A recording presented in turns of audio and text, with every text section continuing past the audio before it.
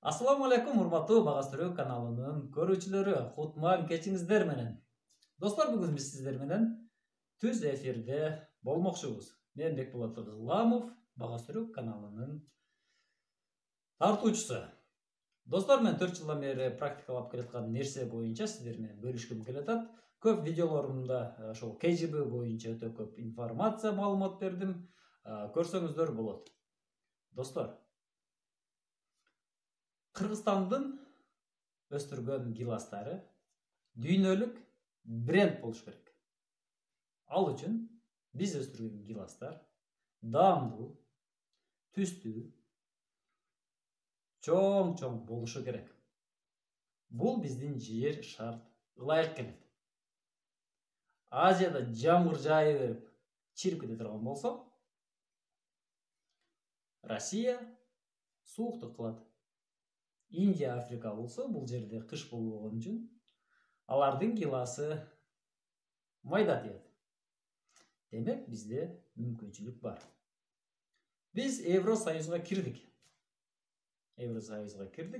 Бирок ошол мүмкүнчүлүктү пайдаланбай жатабыз. Азыр мен ошол KGB методун бүтүндөй сиздерге сунуштагым келатат. KGB деген эмне? KGB бул Ким деген акабыздын жашыл бутоосу. Мындайча айтканда, Ким Грим Буштун жашыл бутоосу деп которулат экен. Жашыл бутоо аты айтып тургандай, жазында буталат. Жана ошондой эле эрте жазда да буталат. Жайында жана эрте жазда буталат. Бул классикалык бактын айырмаларын айтып кетейин. Классикалык бактарда бийик болуп өсүп кетет. 10-11 метр.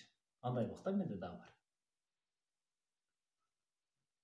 Аны бир адам кечке чейин 30-40 килограмм.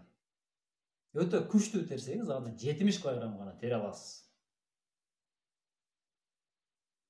Гиластары, терген гиластарыңыздын жарымы отходко чыгып кетет. Жарымы экспортко кетет. Алардын жарымы чирик оорусу менен ооруйт. Ошентип отуруп, сиздин саткан гиласыңыз экспортко аз эле кетет. Азыр мен сунуштап айтып турган гилас ошол эле сиздин көчөт. Тамыр эсептеп чыгыш керек. Бою ашып кетсе 2,5 метр, 3 метр болот. 1 гектар жерге классикалык бактан 2 же 3 эсе көп отургузулат. Тыгыз отургузулат. Бою кыска кыркылат. Ар бир бутак, камчы бутак 4 жылда алмашып кесилип турат. 4 жылда кесилгендиктен жаңы бутактан чоң гилас мөмө берет. Бул толук бойдон бардыгы экспортто кетет. Коңшу мамлекет президенти указ чыгарып, гилас аянтын чоңойтуу боюнча тапшырма берди. Биздечи буюрса болот. Достор, гилас 3-4 жылдан дөмөгө отура баштайт. Биз өстүргөн гиласты каякка сата алабыз? Кеп ошондо. Биз өстүрө турган гиласка өтө клиент көп. Азия, Европа мамлекеттери. Кала берсе Африкага чейин. Бирок биз өстүргөн гилас дүң көлөмдө чыга алабы? Ошол проблема. Эгер бир жерде өтө чоң гилас бак болсо, ошол жерге суутулуучу, муздатылуучу логистика курулат. Логистикада курулуп турган гилас бул көп убакытка чейин сакталат. Бул демек дүйнөнүн 4 бурчуна чейин жеткирүүгө болот деген сөз. Достор, дагы бир жакшы жаңылыгым бар.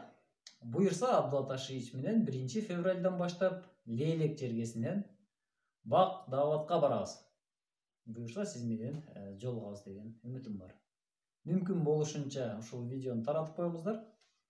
Бак дааватта буюрса ушул КЖБ методун, УФО методдорун буюрса сиздерге сунуштайм.